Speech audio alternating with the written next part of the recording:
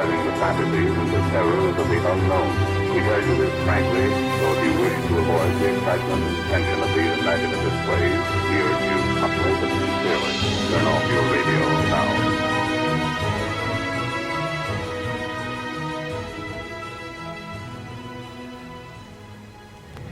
Welcome back to The Horror. Thanks for joining me again today. We'll hear from CBS Radio Mystery Theater on this episode, a series that was part of the old-time radio revival in the 1970s. The episode we'll hear today is based on a story by O. Henry titled The Furnished Room. The episode is titled Don't Die Without Me. First aired January 13th, 1977. The CBS Radio Mystery Theater presents...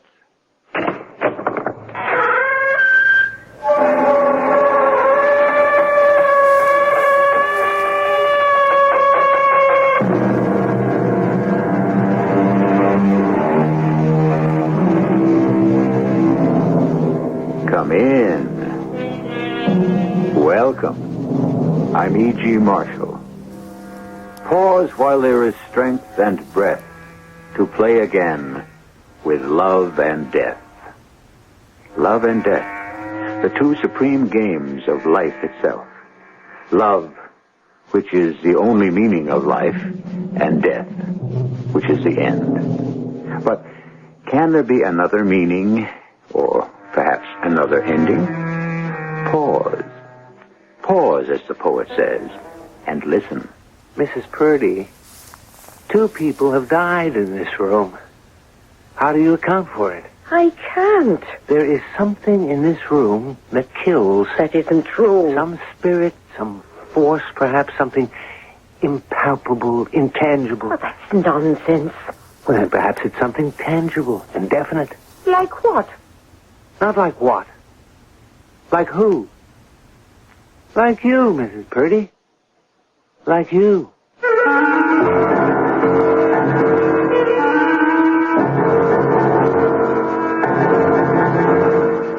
Our mystery drama, Don't Die Without Me, was especially adapted from the O. Henry classic for the Mystery Theater by Sam Dan and stars Robert Dryden and Marion Seldes. It is sponsored in part by Contact, the 12-hour cold capsule, and True Value hardware stores. I'll be back shortly with Act One.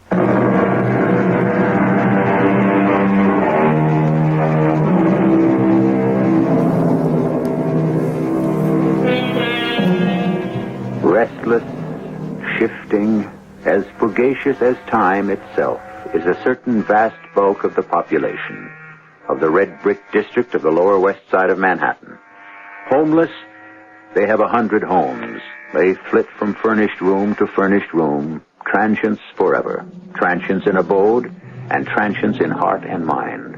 They sing Home Sweet Home in ragtime. Thus begins a tale by O. Henry, the great master of irony, which illuminates 2 of life's greatest ironies, love and death. Ah, but the tale is begun. Let the storyteller continue. Hence, the houses of this district, having had 1,000 dwellers, should have 1,000 tales to tell. Yes, there must be a story behind every one of those windows. This open one on the 2nd story, from whence comes music played on Mr. Edison's latest invention. The tune is ragtime. But does the heart beat in ragtime too? Or to the lonely listener, is it a song of love, of hate, of hope, or despair? Wait. What's that down the street? A crowd, an ambulance. And isn't that my good friend, Sergeant O'Donoghue? All right, now move on. Don't you have nothing better to do? Sergeant O'Donoghue. Oh, it's you, is it? What happened here this evening? You spelled my name wrong. It was printed incorrectly in your newspaper last Friday. The linotypesetter is an Englishman. Well, that explains it. Well, what explains this? What's taking place here tonight? Well, now, sir, how would I know that? Just being a police officer. Oh, come on, Sergeant. Police officers know everything, especially if they're named O'Donoghue. O'Donoghue with a G. I remember. Now, sir, tell me something. Why did they come to New York town? Why does who come to New York? All the sweet and pretty young things. Ooh, it's the bright lights of Broadway, Sergeant. Even a police officer knows that. Yes, like moths to the flame. I see where this is leading. And here this evening we had a little moth. Perhaps she believed she was a butterfly, but what does it matter? The flame consumes them all in the end. Well, I'm certainly a man who can follow a figure of speech, but what is this flame to which you refer, Sergeant? The flame of despair and the flame of loneliness. They sit alone in a furnished room, a stranger among strangers, and they look at the flames. The leaping yellow flames. The leaping yellow flame? But now it has become the flicker and blue light of the gas range. They look at the light, and it's so cold and distant. A chill flame without light and warmth, like life itself, cold and dark. So they lean forward, and almost without thinking, they blow out the flame. Now, they're alone in the blackness of the night, and all is silent except for the gas. The low, soft hiss of the gas. What you're saying is that a girl in this building turned on the low, soft hiss, like the hiss of a snake. But a kindly snake. She's dead then, Sergeant? Yes, sir. May the good Lord rest her gentle. Are they sure? Oh, yes, the doctor was there. He passed down the word. You'll have to step out of the way, sir. They're taking her down now. A very young doctor who rode the ambulance for the city hospital and who was still very new on the job tried to hide the horror in his heart with a look of cynical boredom on his face, but wasn't quite experienced enough to carry it off yet. He was followed by two orderlies who carried a stretcher. The face of the poor unfortunate was supposed to be covered, but the blanket had slipped. For a moment, I caught a glimpse of a fair young face with reddish gold hair. A beauty mark on the chin. Just for a moment. And she was gone. Into the ambulance and away. To be lost and gone forever.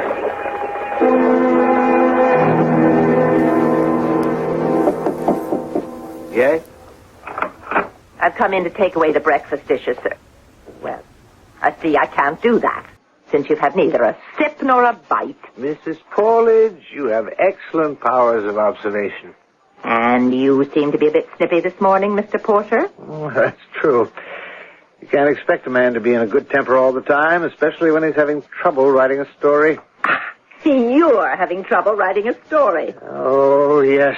How is that possible? Why would a beautiful young lady want to end her life? There's a man in it somewhere. Could there be another reason? Nah, not for a woman. Now, this young lady ended her life in a... it could be considered a theatrical rooming house. Perhaps she was despondent because her career had failed. Nah, I wouldn't believe it. You said she was young and beautiful? Well, the world doesn't have to come to an end for that kind. No. I could only believe she'd end it all for love. That's the only way you'd have it? Afraid so. You'd better stop fighting it. The reddish gold hair.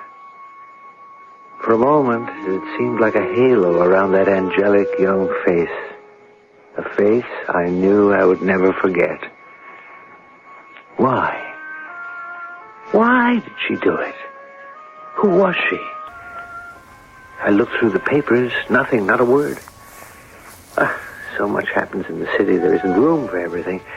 Especially the passing of an unknown, obscure young girl, even if she is beautiful. So many of them are beautiful.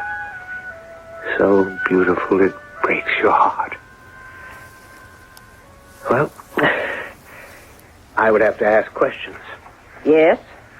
Are you the landlady? Yes, I am. Her name's Mrs. Purdy. You want to rent a room? About the young lady who died here last night. What young lady? Well, that's what I want to talk to you about. Are you a cop? No. Then what are you snooping around for, asking questions? I'd like to know why You've got the wrong address, sir. Now, wait, before you slam the door in my face, I'm a newspaper man. What do you want? She was nothing. She was nobody. Who's going to be interested reading about her? I want to ask you a few questions. Oh, come on. Give me a break, sir. If it gets known somebody done the Dutch act in that room, nobody's going to want to rent it. Well, would you? It doesn't have to get into the newspaper. Oh. Well, now, you're a gentleman. Are you sure you're a reporter? Can we talk inside? This is the room. This is the room. I see. Well, what's the matter? It ain't nice. Well, I mean, what do you want for $4 a week, the Ritz? What was her name? I don't know her name. Well, how can that be possible? Well, the name she gave me was Helen Smith. Do I know if that was her real name? What did she do? Well, I don't know. Where did she work? I don't know. Didn't you ask? Why should I ask? If they want to tell me, they tell me. Otherwise, all they got to do is behave themselves and pay the rent. Where did she come from? I don't know. How long had she been here? How long? Well, 3 weeks. Yes, I remember I was supposed to collect the 4th week's rent from her this morning. So, you don't know who she was, where she came from, what she did, or why she killed herself? Who knows? What happened to her belongings? Belongings? Oh, she didn't have none. Oh, what I mean, she had the dress she was wearing and another one, a skirt, 2 blouses, some underthings, and the shoes she was wearing. Oh, just a few stitches of clothing was all she had to show for the world. Poor child. And among the things she owned, there was nothing to identify her? No, sir. No jewelry? Jewelry? Oh, bless us. No. A watch, a ring, a bracelet? Nothing. Who discovered her? Oh, that was my misfortune. I was sitting in the kitchen drinking beer with Mrs. McCool, my next-door neighbor. And I said, "Is there a smell, Mrs. McCool?" And she answers, "There's a smell, Mrs. Purdy." And with that, we put down our glasses and come rushing up here to the 3rd floor back. We open the door. And there she is, poor child, laying on the bed. And... Yes? Well, we open the window, but it's too late. So we both ran screaming downstairs into the street. Well, what else can you tell me? Oh, nothing. Nothing at all, sir. We saw the policeman on the beat, and he sent for the ambulance. Oh, not that it done her any good at all. And there's nothing you can tell me about the girl? Well, I've already told you everything I know.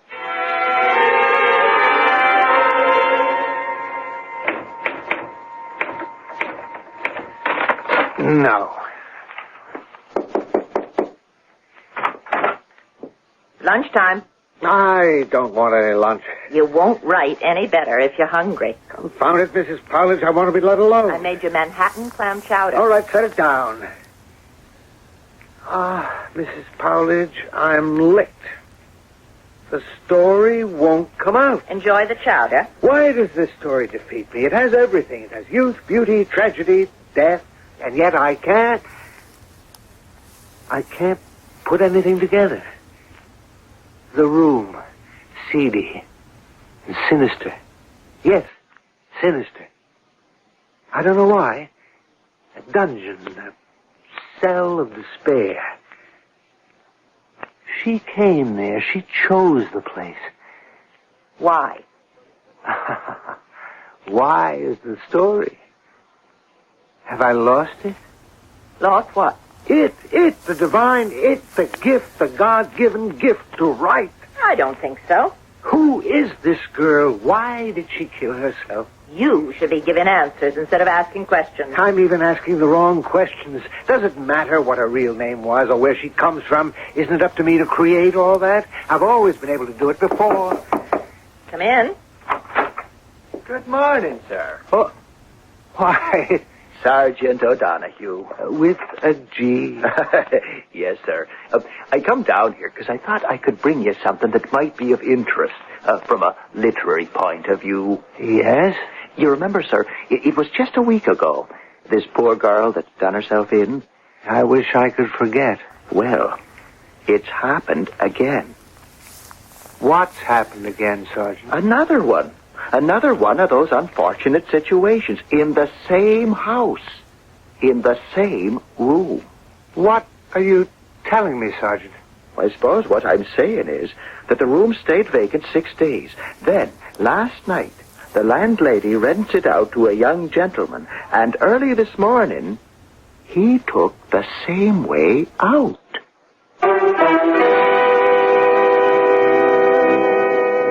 Well, what are the odds?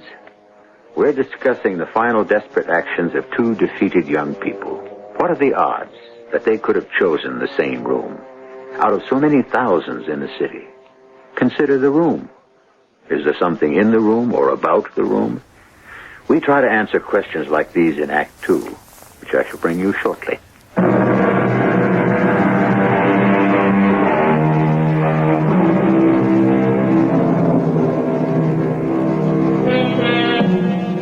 The 4 million.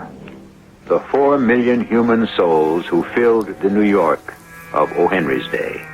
With 4 million triumphs, 4 million defeats, 4 million comedies, 4 million tragedies.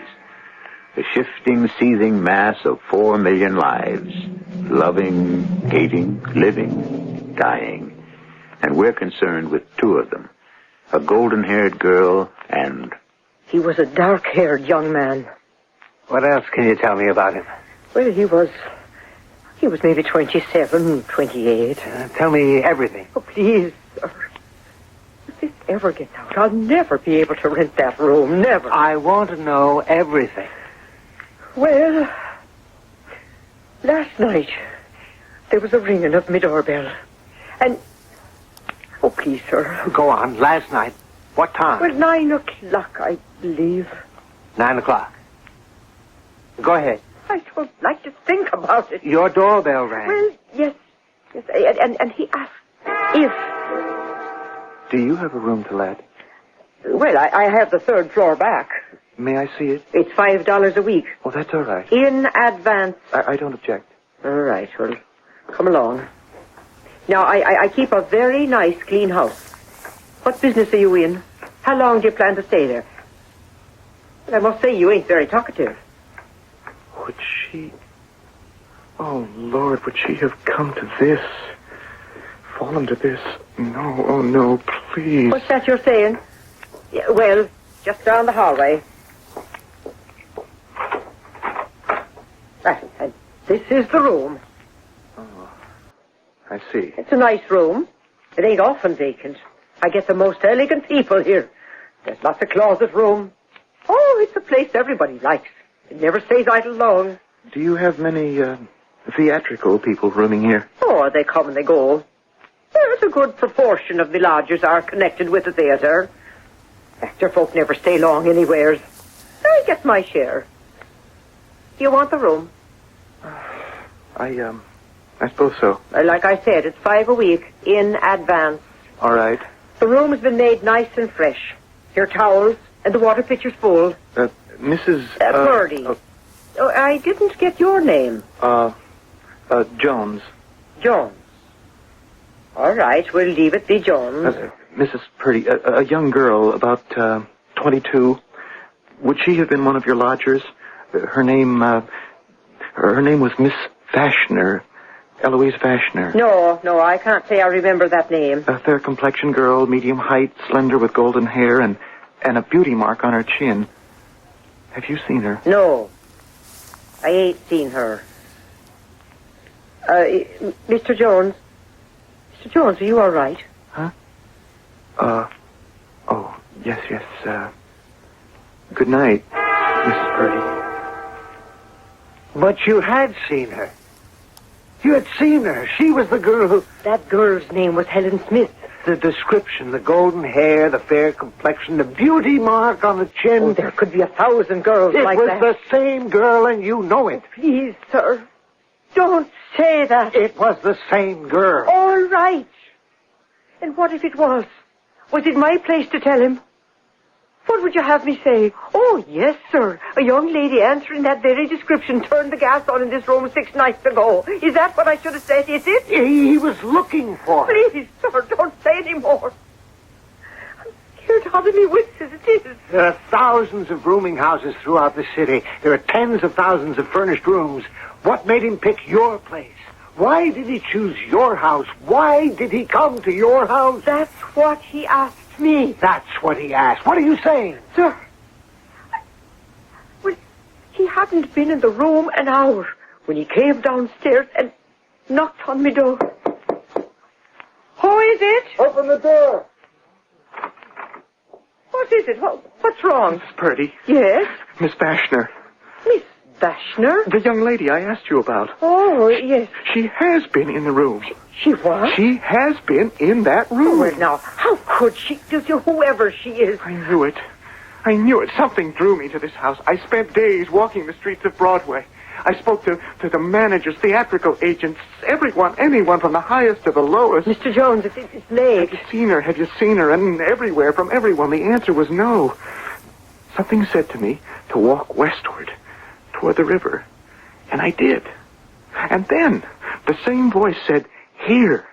Turn in here. Stop here. Rest here. Stay here. Here is where you will find her. Now tell me, Mrs. Purdy. I've already told you, Mr. Jones. I ain't seen her. No, I can't accept that. The voice was too strong, too clear. It guided me here, to this house. I wouldn't know about that. And to that room. She was in that room. No. Who was in that room? Who? Who was the last one to occupy it? A gentleman. No. It was a woman, a young woman, a pale, slender woman with golden hair and blue eyes and a beauty mark on her chin. Eloise Bashner. My Eloise. It had to be. Because I had to keep my promise. What promise? Tell me she was here. And tell me where she went. Well, the one you're thinking of, she was never here. But... You just have a very great imagination. You insist that Eloise has never occupied that room. I don't know your young lady. All right. It doesn't matter. It really doesn't matter now. And then he went up to the room, turned out the gas light. He turned the handle of the jet again without striking a flame. And he lay down on the bed and... You didn't tell him about Miss Bashner? How could I know her name was Bashner? Where did he say he was from? He didn't. And you didn't ask? I never asked. But did he have any papers, any identification? No, none at all. How do you know, Mrs. Purdy? How do I know? Well, I looked. There was nothing. Just as we know nothing about the girl, we also know nothing about the man. Most important, we know nothing at all of how he happened to come to this very place. Oh, I feel sorry for them two young folk. But I don't know what can be done about it. And life goes on, sir. And I've got to get the room cleaned up and hope I can rent it out again. You've just rented it. I have. To who? To me. You... Well, now, why would you want to live in a dump like this? I want to spend the night in the 3rd floor back.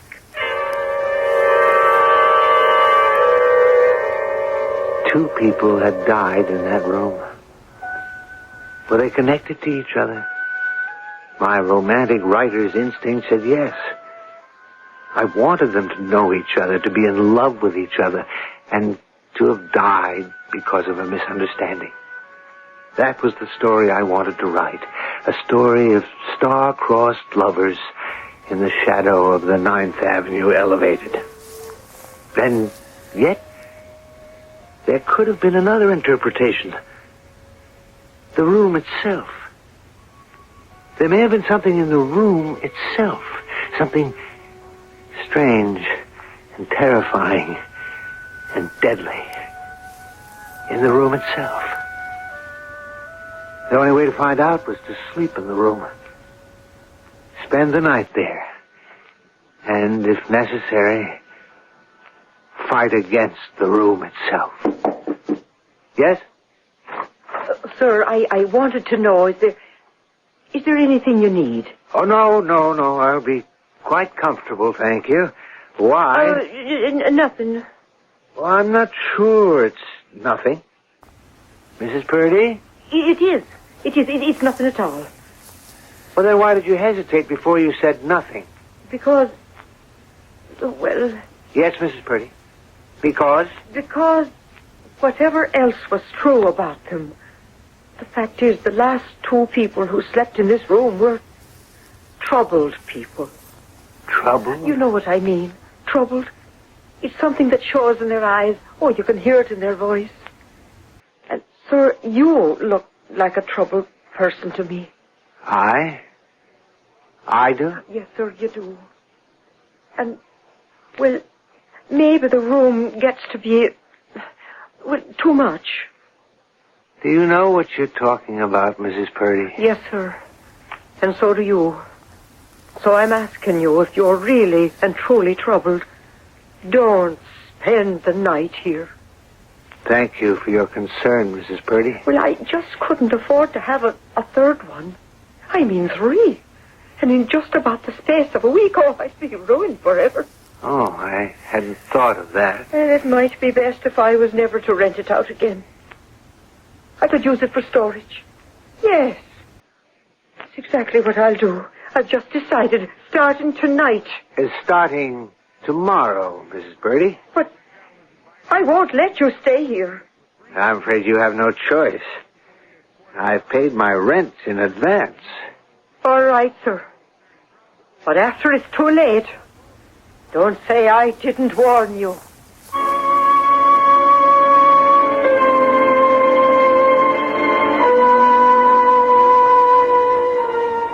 Do these things travel in threes? Hopefully not. Because first, it was the young girl, and second, it was the young girl. Will the third be our storyteller? All we know for certain is that we have a room, and the room seems to have a secret, a deadly secret.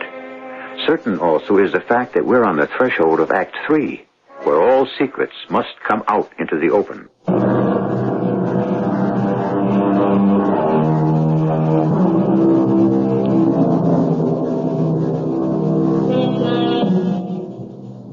First, we had a golden-haired girl, Miss Helen Smith, or Miss Eloise Vashner. Then there was a gentleman whose name may or not have been Mr. Jones. Both seem to have succumbed to a fateful what? We don't know. But neither could survive the third floor back. A seedy little furnished room in a tawdry little rooming house on the west side of Manhattan. O. Henry's Manhattan. And now the master storyteller is determined to discover if he can survive it himself. The first thing is to turn the gas up high. High, bright.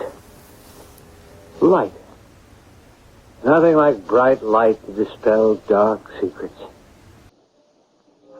So, what have we here? Dingy, grimy, little cell. But what's the story? Could it have been murder? Murder. Oh, rule nothing out. Suppose I were to talk with my friend Sergeant Seamus O'Donoghue, with a G. Supposing I were to say, you're satisfied with suicide? Satisfied? Oh, bless your soul, sir. Who could be satisfied? All right, I can understand that, but there are other possibilities. Such as? Murder. Murder? By who? Oh, we're in the realm of supposition. But I appreciate that. Mrs. Purdy, speculate with me. Suppose Miss Smith or Miss Vashner had something of value. Such as? Oh, a ring, or a jewel of some sort. A gift from a loved one. And Mrs. Purdy saw it. And Mrs. Purdy was tempted.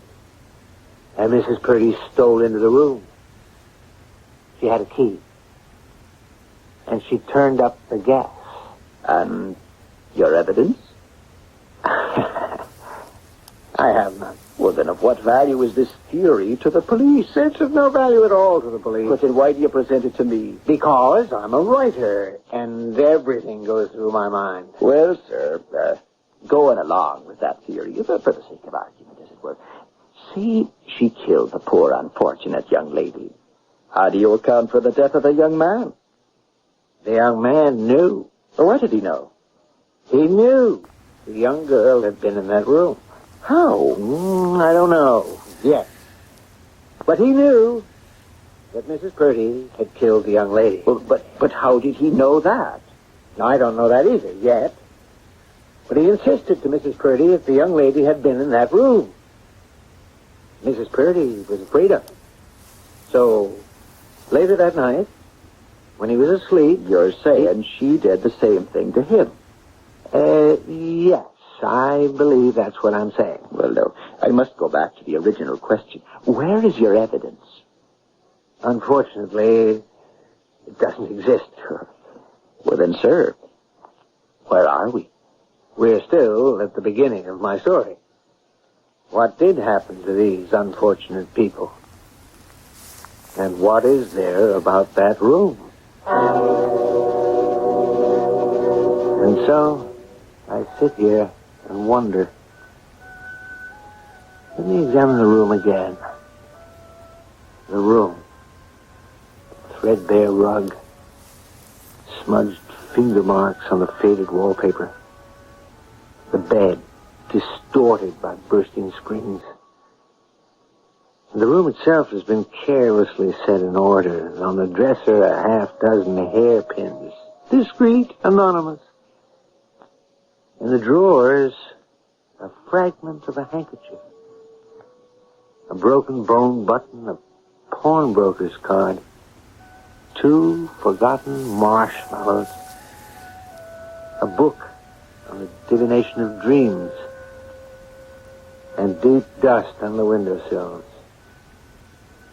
An old, dried-out, half-smoked cigar in the corner.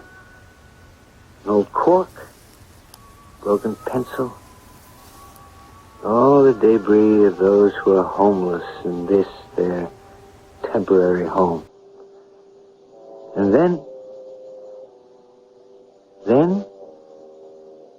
I could smell something sweet and delightful. It was the smell of mignonette. It came as a single buffet of wind with such sureness and fragrance and emphasis that it almost seemed a living visitant. And then the room grew dark. I heard voices. Voices, clear.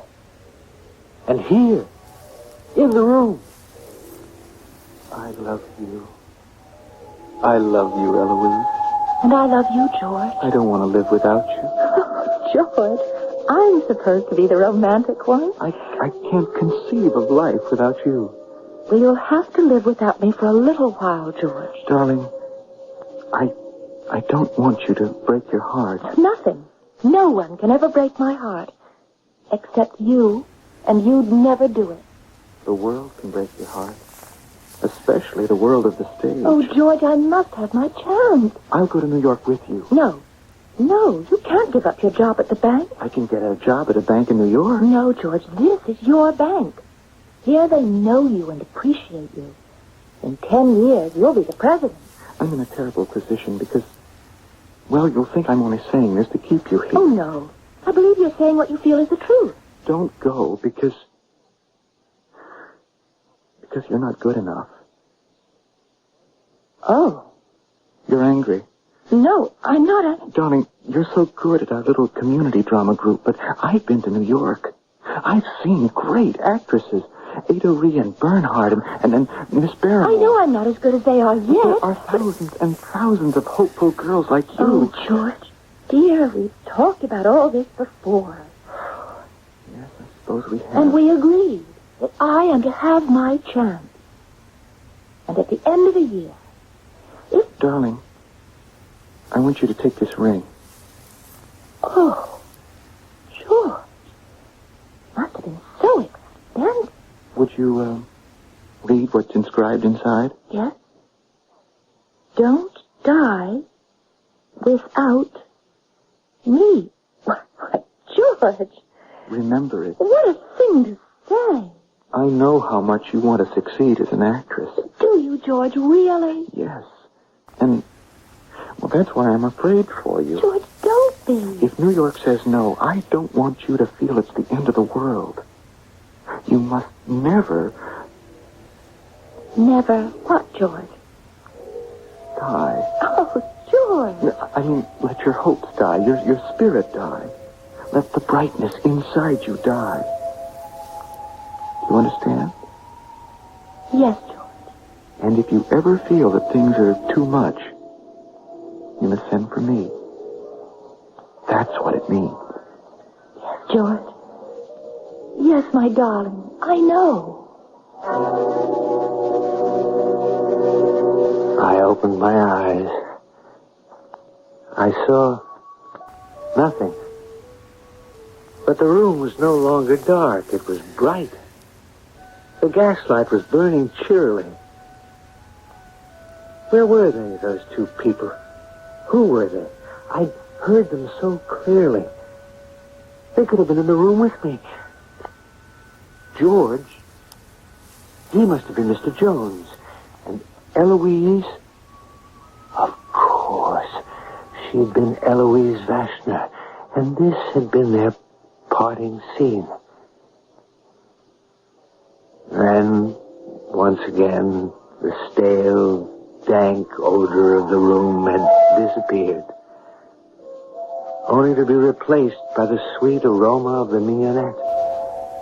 And once again, voices. It's a beautiful ring. I didn't say it wasn't, but it's small. Yes, but it should be worth... Worth what? It has an inscription. It lowers the value of the ring. Oh, please. How much for the ring? Huh? Where do you live? Does it matter? On the west side? No. Where is your home? My home? Well? I don't have a home anymore. Oh, yes, you do. I can't go back. You can.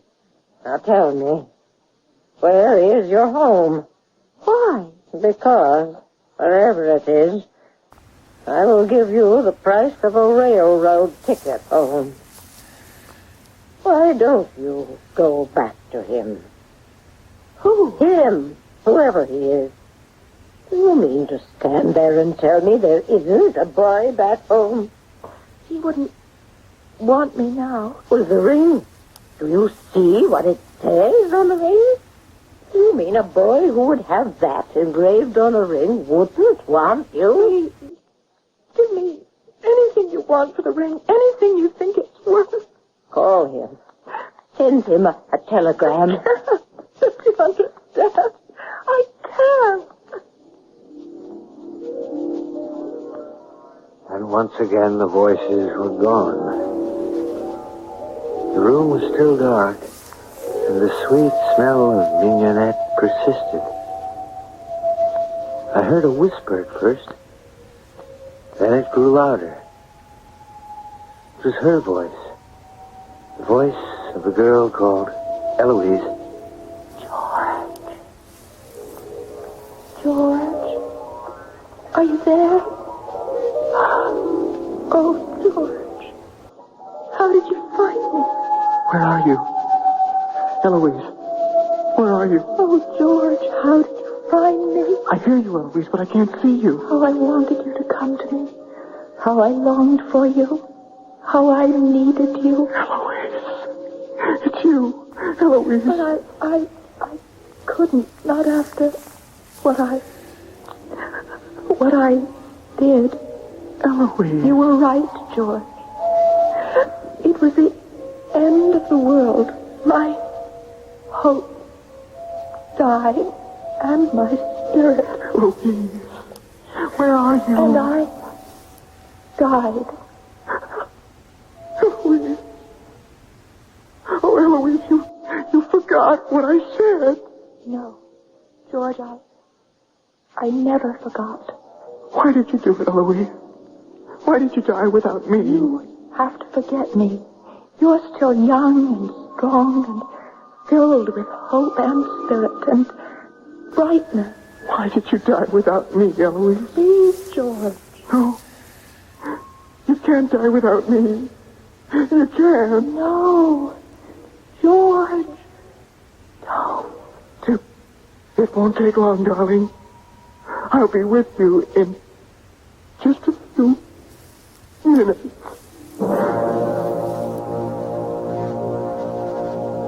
Suddenly, the aroma of mignonette was gone.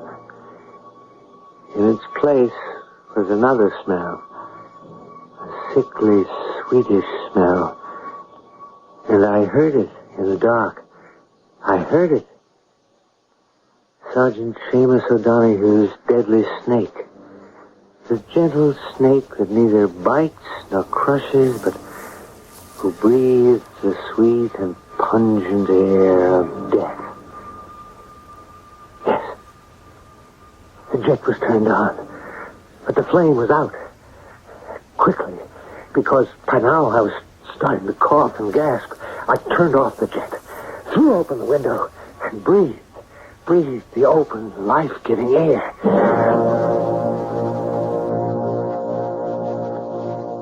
I must say it's a beautiful story. You like it, then? They both die, but since they die for love, it's all right. Thank you. Is it true? True? A writer finds his own truth.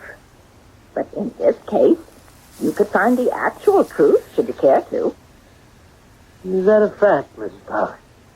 How? We don't know if these two people actually knew each other, or anything about the ring other than your own fancy. I did hear the voices. But a writer always hears voices. You could ask the pawnbroker. The pawnbroker? Yes, she said when you were looking around the room, you found a pawnbroker's card. Ah, yes, I did. So wouldn't it just stand to reason? Yes. All you have to do is go down and see the pawnbroker. Ask if there was actually such a girl and such a ring. I could have done that, but I didn't. You didn't. Why not? Because, Miss Pollard, that would have been cheating.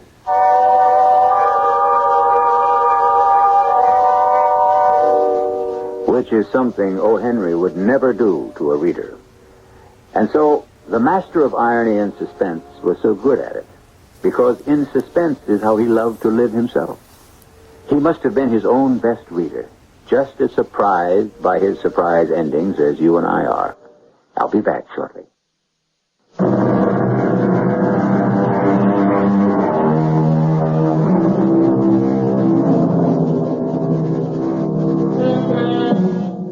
Yes, he loved to write, O. Henry did. And his favorite theme was the one of two lovers kept apart in the maze of the great unfeeling city. Sometimes they were united in this world, and sometimes they had to wait for the next. But he always joined them together at the end. For to O. Henry, the end was eternity. For you, our listener, however, there is no end. We go on here 7 times each week. Our cast included Robert Dryden, Marion Seldes, Joan Shea, and Russell Horton. The entire production was under the direction of Hyman Brown. And now, a preview of our next tale. The short barrel comes out of holster faster on the draw. Draw? But what are you talking about? Oh, nothing. And now, don't you say that to me, Luke. Now, what you want me to come out here for, huh? To watch me. To watch you what? See that bottle sitting on that rock? Uh-huh. Well, I want you to watch me draw and shoot. Like this. Luke? What was that for? Jim, am I as fast as ever? What's the point? Just answer me, Jim. Never mind anything else. Am I as fast as ever? You look as fast. Well, are you sure, Jim? Are you sure? I think so. Well, I guess I'll have to try the real way to find out. What do you mean, the real way to find out, Luke? The real way to find out what? Radio Mystery Theater was sponsored in part by Buick Motor Division. This is E.G. Marshall inviting you to return to our Mystery Theater for another adventure in the macabre. Until next time, pleasant dreams.